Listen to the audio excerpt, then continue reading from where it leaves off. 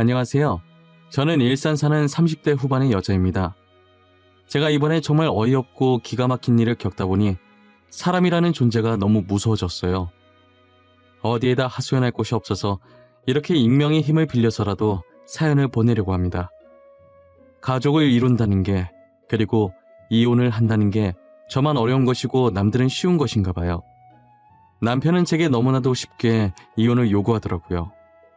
저는 지극히 평범한 집안에 태어나고 자랐어요. 그렇게 부유한 편은 아니지만 부족함 없이 하고 싶은 것 하고 살았죠. 아버지와 어머니는 젊었을 때부터 대기업에 다니시면서 돈을 열심히 모아놓으셨어요. 모아둔 돈이 좀 있어서 그런지 두 분 다 노후 걱정은 없으셨어요. 그래서 지금은 어머니께서 일을 그만두시고 집에서 살림을 하고 계시고요. 저는 같은 회사에 다니던 저희 집안과 비슷한 집안인 남편을 만나 결혼을 했습니다. 저희가 결혼한 지는 오래되었는데 현재 아이는 없는 상태예요. 노력은 많이 했었지만 애가 생각보다 쉽게 들어서지 않더라고요. 그렇다고 해서 애 못 가진다고 시어머니께서 구박하진 않으셨어요. 시어머니께서도 저처럼 임신이 잘 안 돼서 힘들게 저희 남편을 낳으셨었거든요. 그 마음 누구보다 이해한다면서 너무 조급해하지 말라고 오히려 저를 위로해 주시더라고요. 남편도 제게 조급해할수록 마음만 급해져서 애가 더 안 생길 수도 있다면서 아무 생각 없이 언젠간 오겠지 하는 심정으로 기다려보자고 하더라고요. 저는 정말 이런 시댁 찾기 힘들다며 결혼하길 잘했다고 생각했어요. 하지만 저희 아버지가 사업을 시작하시면서 이런 행복도 길게 가진 못했어요. 아버지께서는 다니던 회사에서 계속 근무하시다가 최근에 그만두고 모아둔 돈 일부를 가지고 사업을 시작하셨어요. 아버지는 손수 직접 팔찌를 디자인하고 만들어서 파셨어요. 처음엔 누구나 그렇듯 매출이 저조했는데 유명 인플루언서가 아버지께서 만든 제품을 착용하고 후기 글을 올린 이후에 그의 팬들에 의해서 입소문이 타서 대박이 난 거예요. 갑자기 늘어나는 주문량에 꿈인지 생시인지 도저히 정신을 못 차리겠다고 하시더라고요. 아버지도 이것도 한철이라면서 지금 이렇게 입소문이 타다가도 금방 수그러들 수도 있다면서 괜한 기대를 품지 않으셨어요. 하지만 아버지가 예상했던 것과는 달리 아버지의 제품들이 꾸준히 사랑을 받고 있더라고요.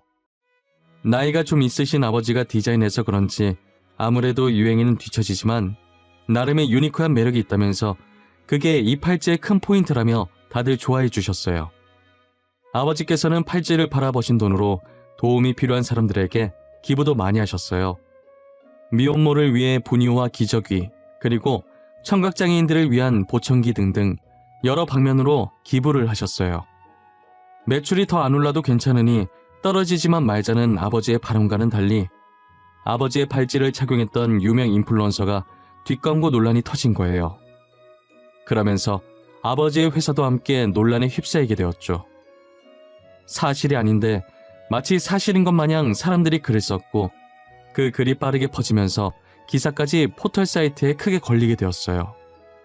알고 보니 아버지의 회사는 그 인플루언서의 가족이 운영하는 건데 홍보해 주려고 뒷광고를 했다는 둥, 인플루언서의 유명세만 믿고 그거 이용해서 노력 없이 사업에 성공하려고 했다는 둥, 애초에 별 볼 일 없는 팔찌 착용한 게 이상했다면서 역시 가족이었다며 증거 사진이랍시고 짜맞추게 한 사진들을 같이 올리기 시작하더라고요. 사진과 함께 글을 적으니 내용이 부풀려질 대로 부풀려져서는 정말 모르는 사람이 보면 사실이라고 믿을 정도더라고요. 아버지께서는 사실이 아니며 그 인플루언서랑은 아무 관계 아니라고 입장 표명했지만 이미 사람들은 처음 나갔던 기사만 보고 계속 아버지 회사를 불매하기 시작했어요. 결국 아버지 회사는 위태위태한 상태를 유지하고 있었죠. 저는 누명을 벗기 위해서 SNS를 활용해서 해명하기 시작했어요. 하지만 제가 해명을 해도 드리려고 하지 않고 안 좋은 댓글만 쌓이더라고요. 지금 이게 어디서부터 첫 단추를 잘못 깬 것인지 전혀 모르겠더라고요. 해명을 하면 할수록 사람들 사이에서는 저도 그 인플루언서의 친척이 되어 있었어요. 오히려 말하면 더 손해인 것 같아서 저도 손을 놓을 수밖에 없었어요. 엎친 데 덮친 격으로 아버지 일 때문에 안 그래도 스트레스 받는데 거기다 남편까지 더하더라고요. 결혼 후에 제가 다니던 회사를 그만두고 다른 회사로 이직을 해서 남편과 퇴근 시간이 달랐어요. 제가 조금 더 늦게 퇴근하는데 집에 들어가자마자 제 얼굴 앞에 종이 한 장을 들이밀더라고요. 다녀왔냐는 인사도 안 해? 이건 뭐야? 이게 무슨 종이인데? 이혼 합의서? 당신, 지금 이게 뭐 하자는 거야? 갑자기 무슨 이혼? 거기에 당신 인적사항 작성하고 도장 찍어. 우리 이혼하자. 지금 장인어른 회사 위태위태하다며 더 늦기 전에 갈라서자. 그게 우리 이혼이랑 무슨 상관인데? 나 아무 잘못한 거 없는데 왜 이혼을 해야 하는데? 다짜고짜 도장 찍으라고 하지 말고 내가 납득할 수 있게 설명을 좀 해봐. 장인어른 회사 조만간 망할 것 같은데 망하면 우리한테도 피해 올 거 아니야. 그러니까 늦기 전에 이혼하자고. 뭐? 우리 아빠 사업이 위태위태하니까 이혼하자고? 그동안 아빠가 당신 부모한테 바친 돈이 얼만데 시아버님 사업 위태할 때마다 우리 아빠가 모아둔 돈으로 도와줬었어. 그런데 지금 당신이 나한테 뭐라고? 그건 고맙게 생각하고 있어.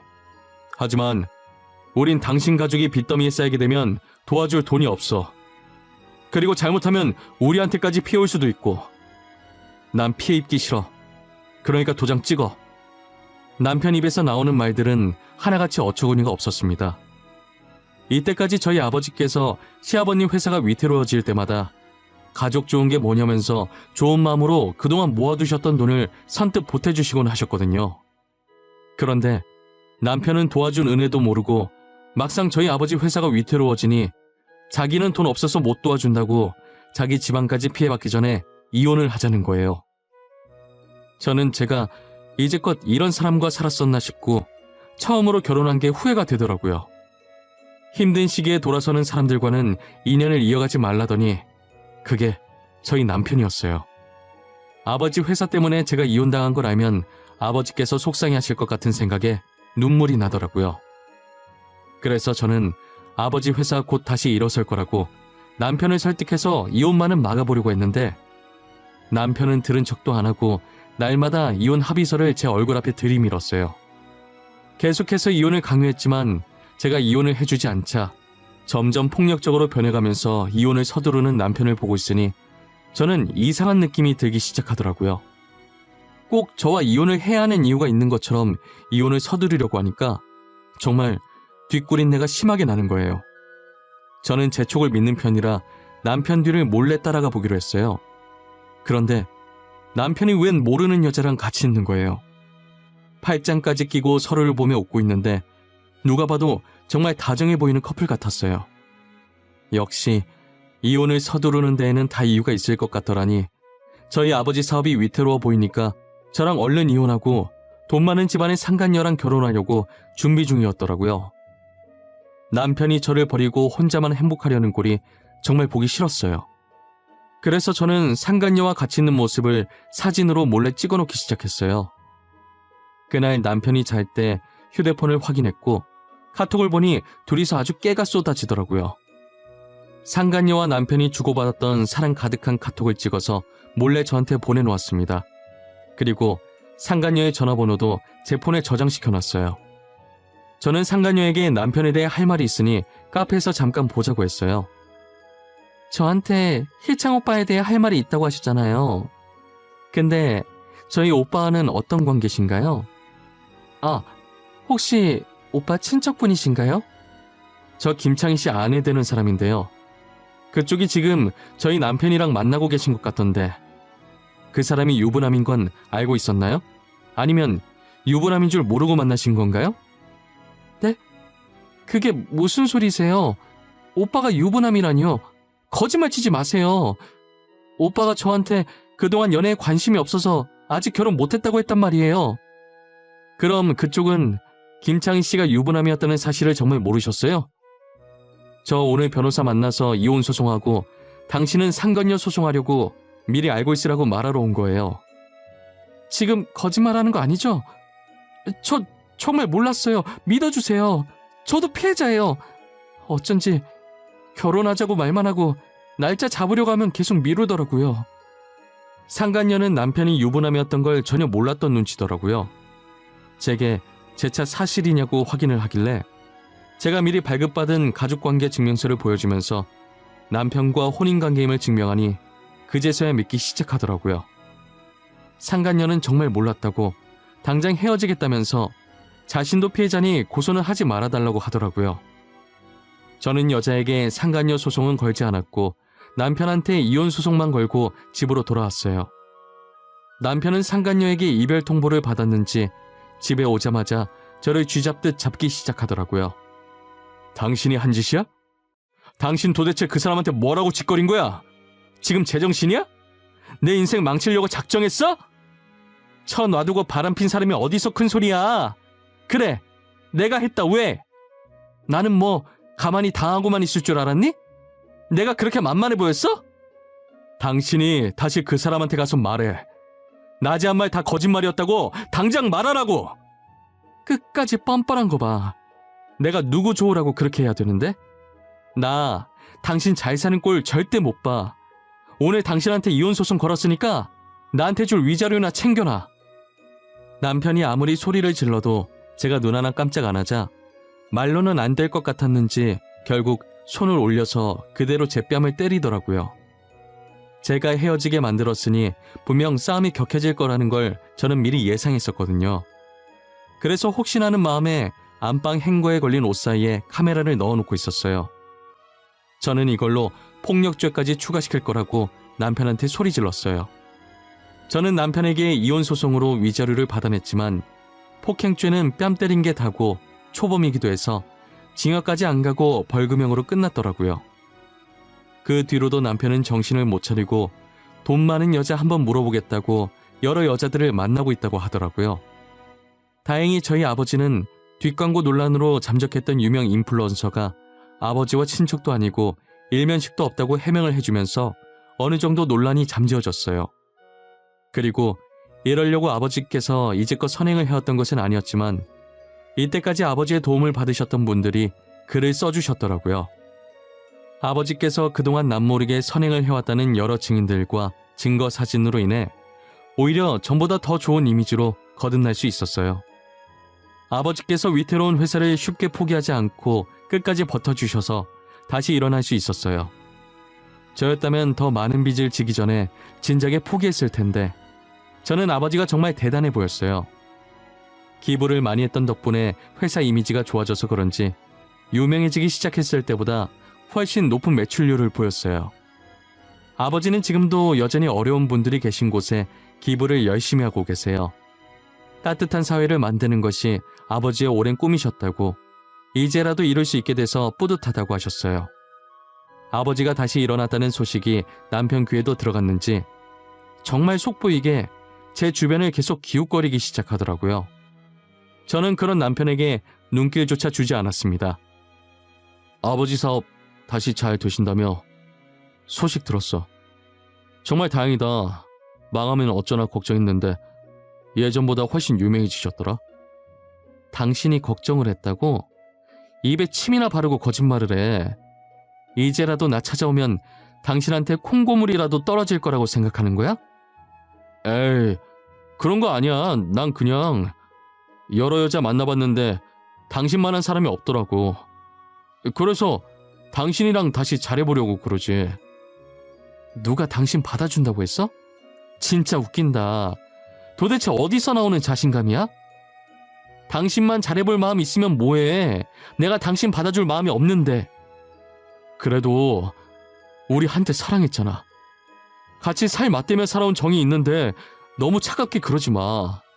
당신 원래 따뜻한 사람이었잖아. 나 따뜻한 사람이야. 당신만 빼고. 나를 이렇게 만든 사람이 누군데 그래? 집 가야 되니까 방해하지 말고 저리 꺼져. 다신 내 회사 앞에 기웃거리지 마. 신고할 거니까. 제가 경찰에 신고할 거라고 하니 무서웠는지 그 뒤로는 안 나타나더라고요. 도대체 누구 좋으려고 제가 재결합을 하나요? 저는 또다시 지옥 속으로 들어가기 싫었어요. 얼마 뒤 남편이 다니던 회사를 그만두고 사업한다는 소식을 들었어요. 저는 개업 축하한다는 문구를 새긴 근조 화환을 남편 회사로 보내줬어요. 그리고 화환과 함께 홍보 열심히 해주겠다고 포털 사이트 확인해보라는 편지도 하나 남겼죠. 저는 포털 사이트에 남편이 제게 했던 짓들을 영상과 함께 글을 써서 올렸어요. 그리고 많은 사람들이 볼 수 있게 배너 광고도 해줬답니다. 제가 열렬히 홍보해준 덕분에 남편 회사는 아주 유명해졌더라고요. 비록 불륜남, 폭행남, 갖가지 안 좋은 수식어의 별명들이 함께 붙게 되었지만요. 결국 남편은 사업을 제대로 시작해보지도 못하고 망하게 되었어요. 저한테 돈이라도 뜯어야겠는지 사실 적시 명예훼손을 걸었더라고요. 저럴 거라는 걸 어느 정도 예상은 했지만 진짜 끝까지 구질구질해 보였어요. 남편은 제게 합의금만 준다면 고소 취할 생각이 있다고 하더라고요. 당신 미쳤어? 사람을 이렇게 전 국민한테 망신 주니까 이제 속이 후련해? 이미 지난 일인데 꼭 그렇게까지 해야 했어? 응, 그렇게까지 해야겠더라고. 사실 아직 속이 완전히 후련하진 못해.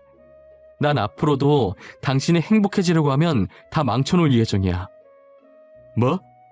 앞으로도 계속 이러겠다고? 도대체 이렇게 해서 네가 얻는 건 뭔데? 너 그거 돈 낭비, 시간 낭비야. 알아? 내가 얻는 거? 통쾌함? 짜릿함? 그냥 내 기분이 좋아. 그리고 내 돈, 내 시간, 내가 낭비하겠다는데 당신이 그걸 왜 신경 써? 너 이거 사실 적시 명예훼손으로 고소감인 거 몰라? 나 너 명예훼손으로 고소했어. 이 정도 각오는 하고 그런지 버린 거겠지? 당연히 예상은 했어. 쪽팔린 줄도 모르고 진짜 고소할 줄은 몰랐네. 허위 사실도 아니고 사실 적시라니. 진짜 너무 모양 빠지지 않아? 이미 망한 거 내가 지금 자존심 지킬 입장이 아니라서 말이야. 당신이 나한테 합의금만 준다면 고소 취하할 생각 있어. 그래, 당신이 지금 자존심 세울 때가 아니지. 한 푼이라도 더 필요한 상황인데 말이야. 안 그래? 합의금 줄게. 얼마 주면 되는데? 원하는 액수 한번 불러봐. 4천. 4천만 주면 내가 뒤끝 없이 깔끔하게 당신 고소했던 거 취하해줄게. 어때? 4천 괜찮겠어? 남편은 제가 생각했던 것보다 액수를 적게 부르더라고요. 바로 입금해주겠다고 했고 저는 그 자리에서 합의금을 주고 남편은 고소를 취하했어요. 저는 제발 다시는 내 눈앞에 보이지 말라고 하고 먼저 자리를 떴습니다. 그리고 남편 회사가 망하고 얼마 지나지 않아 시아버님 회사도 망했더라고요.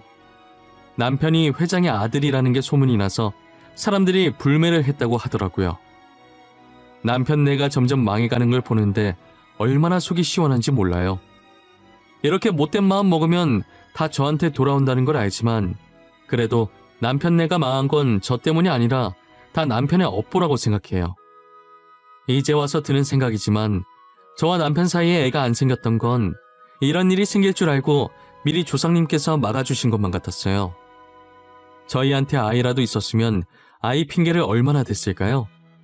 상상만 해도 치가 떨리고 온몸에 소름이 끼쳐요. 여러분들은 주변에 있는 누군가에게 혹시나 힘든 일이 생긴다면 못 본 척 외면하려고 하지 마시고 도움의 손을 한번 뻗어보세요. 그게 다 여러분들의 업으로 돌아갈 거예요. 오늘 날씨가 많이 춥다고 해요. 따뜻하게 입으시고 이 시국 조심하시길 바랄게요. 힘든 시기인 만큼 저희 다 같이 이겨내 보도록 해요. 지금까지 제 사연 들어주셔서 감사합니다.